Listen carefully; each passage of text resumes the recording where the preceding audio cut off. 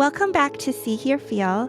Today, I have the pleasure of speaking with Dr. Karen Lufty-Spencer. Dr. Karen Lufty-Spencer has a MA and a PhD. She's a professor of health and behavioral sciences at the University of Colorado, Denver. She researches medical decision-making, health disparities, and patient-provider relationships.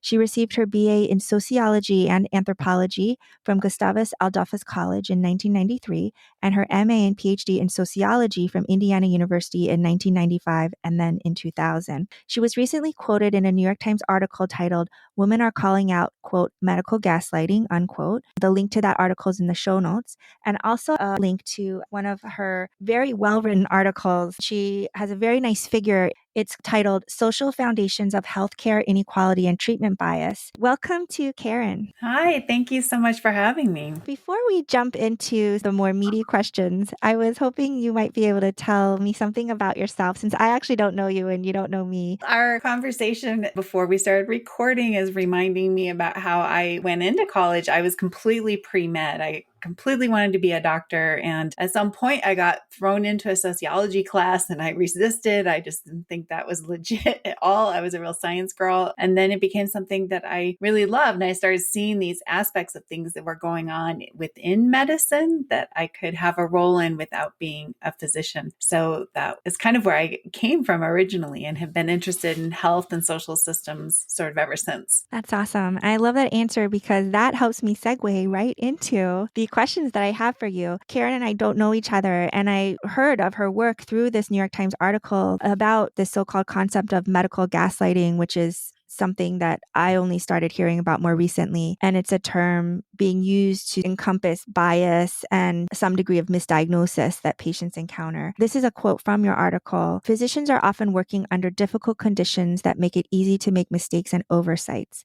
It's like a gauntlet of problematic systems and processes that invite bias." I was hoping you might be able to talk about that quote a little bit. First of all, I'll just say the term medical gaslighting is something that is not my term, and it's not a term I've seen used in research on this area. So I think it's something that's coming from social media. It's coming from patients and activist communities to sort of put a label on what they see happening. Gaslighting is a very intentional process. Like when we think about where that term comes from, it usually means purposely messing with someone's idea of what reality is. That does a disservice to a lot of well-intentioned providers who are out there just sort of doing their best and trying to help patients, not hurt them. That said, I think about this as sort of layers of an onion. This squares up with the figure that you have from the article. And at the center, you sort of have doctors and patients. And often we talk about implicit bias and different ways that people think cognitively. And that's completely true. And that's all there.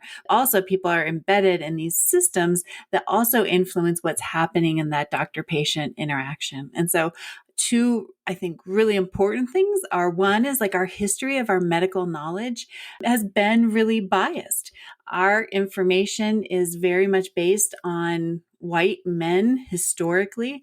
We explicitly excluded women from medical research for a long time. Like you couldn't be in a clinical trial because maybe you would be pregnant and it would be dangerous to the fetus. So we just accumulated this whole edifice of medical knowledge that's really based on white men, male animals, male cells, etc. And that gets baked into our medical education and training at many levels. Another layer to the onion that I think is really important is the pressures that are on providers that you don't have a lot of time to see patients. You're expected to juggle a lot of information, electronic medical records, all of these paper trails. And you're supposed to do it in a short period of time in order to get paid, in order to move forward, in order for insurance to kick in. And I think all of those systems really put pressures on providers to come up with certain and definitive diagnoses when maybe they're a little bit uncertain. Maybe it might warrant a little bit more follow-up, but the system doesn't. It rewards certainty and it rewards moving forward and less so uncertainty. Yes. You say medical organizations are not value neutral spaces, but rather spaces in which professionals apply cultural knowledge and cognitive shortcuts, much as they do in lay settings. And I appreciated that quote because so far, for anyone who's been listening into the podcast, we have covered cognitive shortcuts. We talked about metacognition and critical thinking and some of the biases that are prevalent, like premature closure and search satisficing. I appreciate that really a lot of what we talk about and think about in terms of these biases and then system factors that are outside of it apply in really probably almost any setting. All sorts of settings. We're always relying on cognitive schemas and these mental frameworks to fill in gaps. So if you think about it, like an example I'll give to my students, if you imagine being in a classroom, I'll say, you've never been in this exact classroom with this person next to you and sitting in this chair and the sun coming in the window this way and me saying these things right now. You've never been in this exact situation before, but you're not confused. You know you're in a classroom because you rely on these cognitive schemas. And if the details are slightly different, that doesn't faze you. You still apply kind of this pattern recognition to what you're doing. So we're doing that all the time. If you didn't do that, you would be walking around completely confused. Every time you encounter something that was new, you would be confused. So we rely on this all the time. In your written form, you say mental categories exist for events, roles, people, etc. And especially in situations where there is missing information, schematic inference is used to fill in missing information based on characteristics of the schema for which information is already available. And you just described, like even when you're in a classroom, you're already using a schema. So even if the light is hitting a different way, or if it's a cloudy day now and someone else is sitting next to you, you just have a general idea of, it's a classroom. And then say the uncertainty, if someone new is sitting next to me, say I'm shy, or I still have the scheme of, I'm still in a classroom and I'll just categorize, it's just another student sitting next to me. Take away that uncertainty. I don't know this person, but this person's a student. I categorize the student and I categorize my experience as I'm in the classroom. Is all of that correct? That's exactly it. That's exactly Okay. it. Then your next couple sentences connect how when we're using schemas in uncertainty, you have a line here where it says physicians may invoke such schematic processing to fill in missing information, which may mean that stigmatizing cues have a greater impact on decision making.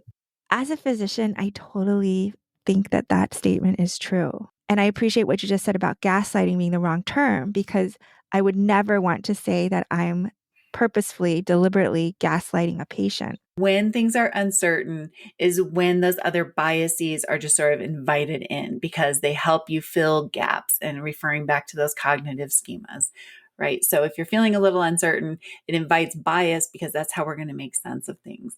Doctors are just like the rest of us. When we're tired and hungry or cognitively overloaded, trying to do too many things at one time, our decision making suffers. And that matters if that's, you're having a discussion with your spouse or your child or your patient. Those same things matter in lay circumstances or in these kind of healthcare settings. That's important. I'm fascinated by the concept of Anders Ericsson's deliberate practice. That's also why this section of your article on schemas and mental categories fascinates me, because in deliberate practice, according to Dr. Ericsson, you're trying to create mental representations. For me, in a visual specialty, what a skin disease looks like on someone's body or under the microscope. So is that kind of also what you're saying here, that these mental categories and schemas, which I think in deliberate practice, we're trying to create these strong schemas, mental categories, mental representations, they're not necessarily bad. Is that correct? They're not necessarily bad. And they're, again, how we make decisions. In that broader discussion, I think just recognizing that goes hand in hand with the deliberate practice and trying to create a diverse set of mental schemas is huge. But also, it's a little bit of a recipe to put a lot on doctors, because people are always going to be wrestling then with the epidemiologic base rates of a condition too. Right. And so when something is improbable from the perspective of the decision maker, then these other kinds of characteristics can come into play. Certain diseases are definitely more represented in a certain population. Base rates are higher. For example, skin cancer is much higher in very fair-skinned people. That doesn't mean that I'm Asian, doesn't mean that someone Asian can't get skin cancer. It's just a lower base rate. It's possible. And it's wrong to think that someone of my ethnicity can't get skin cancer, because that would be wrong.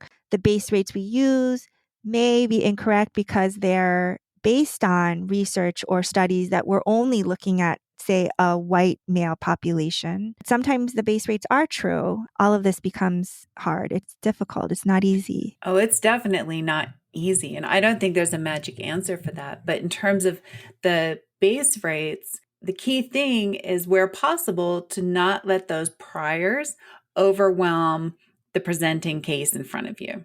A classic example you hear about bias in medical decision making is like women getting missed for heart attacks. I did a study on that. We hired actors to depict patients and then we filmed them. So we had videos that we then went and showed to providers and asked them to make decisions about what was going on with the patient. So all of the actors were reading the exact same script. They were all presenting the same signs and symptoms, and they all should have been at a threshold of triggering a CHD diagnosis. But then we could have male and female and 55-year-olds and 75-year-olds and all the different combinations. So we had like 16 different combinations. You show them to doctors. All of them should trigger a CHD diagnosis. And what you see is that they are less certain of a CHD diagnosis for women and especially younger women. But then we would turn on the tape recorder and ask them, like, walk me through your decision making. And I get these transcripts back from the field, and a few of them said, this scenario is just like that Netter encyclopedia that I learned in medical school. And I was like, what is the Netter encyclopedia? And I go and look it up, and I turn to the entry for angina, and there is a full page 8x10 color illustration of an older white man, silver haired, coming out of a restaurant into the blustery cold and snow and like clutching his chest. And that's the picture that goes with angina. Mm-hmm. And I saw that and I was completely blown away. Like, well, then are we surprised that when doctors see women presenting with similar symptoms, they're less certain? So if your diagnostic certainty, like maybe you have a differential diagnosis, and for men, you're like, well, it could be CHD and it could be a GI condition. But for women, you have those two, and then you also enter in depression and anxiety. Well, your diagnostic certainty lowers the more different conditions you're considering. Right. And diagnostic certainty is very predictive of taking action on any of those. Coronary heart disease example. So all of the cases should have had all the signs and symptoms to be sufficient to get to a coronary heart disease diagnosis. But for the women, they felt like that was atypical. And so they were less certain about just making that diagnosis and taking treatment action based on that. And so I think that formula is in play in a lot of places. And I would imagine in dermatology too, like if you have a base rate, you kind of have this idea of where it's prevalent and where it's not. But the danger is in letting that unlikely situation become impossible in the view of the provider. Any final thoughts?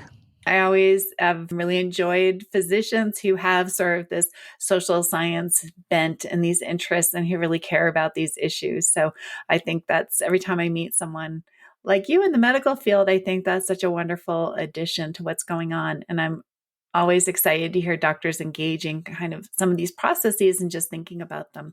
You guys are doing really hard work. Well, thank you. I think you're doing important work as well, so I appreciate it. Thanks so much for spending time today with me. Oh, my pleasure. Thanks for calling.